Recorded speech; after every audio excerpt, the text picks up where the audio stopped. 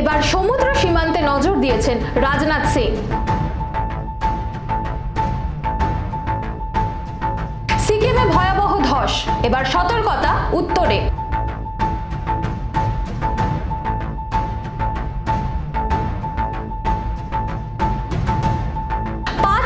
জিতে ইউরো কাপে এগিয়ে জার্মানি।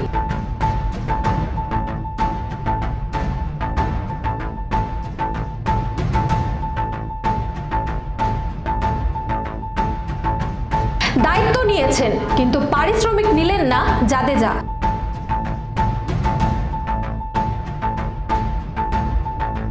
ভারী থেকে অতি ভারী বৃষ্টির পূর্বাভাস উত্তরে। দক্ষিণে কবে ঢুকবে বর্ষা, কি জানাচ্ছে হাওয়া অফিস?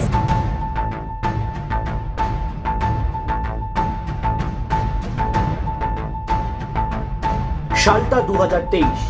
ঠিক এই দিনে ট্রলার দুর্ঘটনার কবলে পড়েন প্রায় 700 জন অভিবাসী। গতকাল অর্থাৎ শুক্রবার দুর্ঘটনার 1 বছর ঘোরার পরেও বিচার না পাওয়ার দাবিতে তারা একটা প্রতিবাদ জনসভা করেছিল এথেন্স শহরে।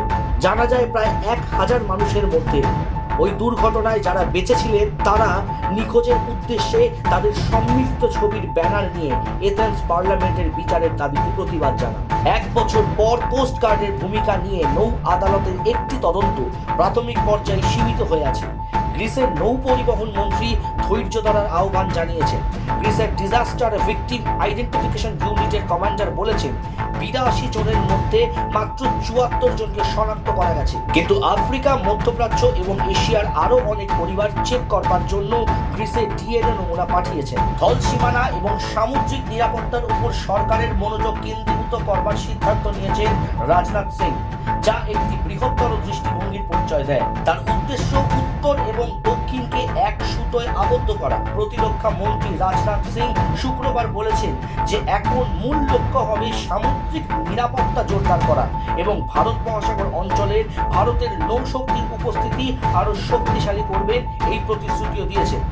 দ্বিতীয়বার প্রতিরক্ষা মন্ত্রী হিসেবে শপথ নেওয়ার পর রাজনাথ সিং প্রথম সরকারি সফরে বিশাখাপত্তনমে ইস্টার্ন নেভাল কমান্ডে এই বক্তব্য পেশ করেছেন। তিনি বলেছেন ক্রমবর্ধমান শিল্প পরিকাঠামোয় ভারতীয় নৌবাহিনী ক্রমাগত শক্তিশালী হয়ে উঠছে। তার বক্তব্য অনুযায়ী শিপইয়ার্ডগুলি প্রসারিত হচ্ছে, বিমানবাহী জাহাজ বাড়ছে এবং নৌবাহিনী একটি নতুন শক্তিশালী শক্তি হিসেবে আবির্ভূত হবে। অবিরাম বৃষ্টিপাতে তিস্তা নদীর জল উপচে পড়ায় সিকিমের ভূমিধসের ঘটনায় পশ্চিমবঙ্গ সেচ বিভাগ রাজ্যের উত্তরের জেলাগুলির জন্য সতর্কতা জারি করেছে। ব্যারেজগুলি থেকে ক্রমাগত জল ছাড়ার কারণে তিস্তার জলস্তর বেড়েছে এবং এর ফলে জলপাইগুড়ি জেলার তিস্তার উভয় পাশে বন্যা এবং ভয়াবহতা রয়েছে বলে জানা যায়। দার্জিলিং এবং কালিম্পং জেলাগুলির সিকিমের সীমানা দিয়ে যায়, যেখানে বৃষ্টির কারণে ভূমিধস হওয়ায় 6 জন নিহত হয়েছে বলে জানা গেছে। নিজের দেশের মাটিতে স্কটল্যান্ডকে 5-1 গোলে হারিয়ে ইউরো কাপ অভিযানের সূত্রপাত জার্মানি। শুক্রবার মিউনিসে স্কটল্যান্ডের সাথে খেলায় 5-1 গোলে জিতে গেল তারা। প্রথমার্ধে 3টে গোল, দ্বিতীয়ার্ধে ম্যাচ কাঁপানো 2টি গোল।